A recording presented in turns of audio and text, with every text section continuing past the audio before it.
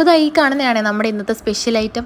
ഞങ്ങളിപ്പോൾ ഉള്ളത് വിഷ്ണു ചേട്ടൻ്റെ വൈഫിൻ്റെ വീട്ടിലാണ്. പുള്ളിക്കാരൻ ആർമിയിലായതുകൊണ്ട് ഇടയ്ക്കൊക്കെ വരുമ്പോൾ ഇതുപോലെ ഫ്രണ്ട്സിനെ എല്ലാം കൂടെ വിളിച്ചിട്ട് ഒരു പാർട്ടിയൊക്കെ നടത്തും. ചേച്ചിയുടെ വീട്ടിലോട്ട് വന്നപ്പോൾ ഒരു നൊസ്റ്റാൾജിക് ഫീലാണ് എനിക്ക് തോന്നിയത്. വിശാലമായ പറമ്പും കൊച്ചു വീടും തുളസിത്തറയും പിന്നെ വീടിൻ്റെ മുന്നിൽ തന്നെ ഒരു വലിയ ഇരുത്തിലും ശരിക്കും നല്ല വൈബ് തന്നെയായിരുന്നു. ഇന്നത്തെ കാലത്ത് ഇതുപോലത്തെ വീടൊക്കെ വളരെ കുറവാണ്. അമ്പുടൂന് വന്നപ്പോൾ തന്നെ കളിക്കാൻ ആളെ കിട്ടി.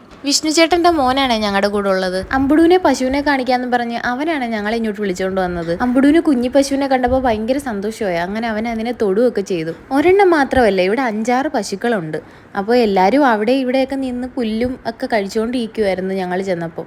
അവരുടെ വീടിനോട് ചേർന്ന് വലിയൊരു മൈതാനം ഉണ്ടായിരുന്നു. അങ്ങനെ കാഴ്ചകളൊക്കെ കണ്ടു വന്നപ്പോഴത്തേക്കിന് അവിടെ ചീനി അരിയലും ഉള്ളി പൊളിക്കലും ഒക്കെ നടന്നുകൊണ്ടിരിക്കുന്നു. അങ്ങനെ ഹെൽപ്പ് ചെയ്യാനായിട്ട് ഞങ്ങളും കൂടെ കൂടിയേ.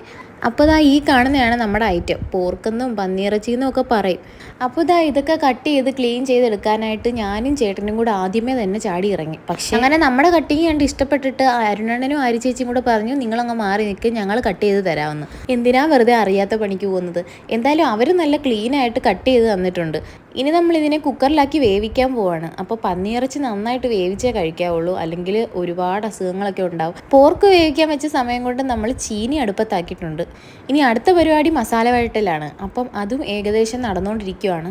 അങ്ങനെ ചീനിയൊക്കെ വെന്തൂറ്റി അതുപോലെ നമ്മുടെ മസാലയും ഇവിടെ റെഡി ആയിക്കൊണ്ടിരിക്കുകയാണ്. ഇനി വെള്ളം വാർന്നു വെച്ച ചീനിയിലോട്ട് അരപ്പിട്ട് പുരട്ടുവാണ്. ആ ജോലി കുഞ്ഞേട്ടൻ അങ്ങ് ഏറ്റെടുത്തിട്ടുണ്ട്. അങ്ങനെ ചീനിയും എല്ലാം റെഡി ആയിട്ടുണ്ട്. പോർക്കിൻ്റെ മസാലയൊക്കെ റെഡിയായി വന്നപ്പോഴത്തേക്കിനും നമ്മുടെ പോർക്കിനെ എടുത്തുകൊണ്ട് വന്നിട്ടുണ്ട്. ഇപ്പം നല്ല വെന്ത് സോഫ്റ്റ് ആയിട്ടുണ്ട്. ഇനി അതെല്ലാം കൂടെ ഒന്ന് മിക്സ് ചെയ്തെടുക്കുകയാണ്. ഈ വിറകടുപ്പിനകത്ത് വെക്കുന്ന എല്ലാ ഐറ്റംസിനും ഒരു പ്രത്യേക ടേസ്റ്റ് തന്നെയാണല്ലേ.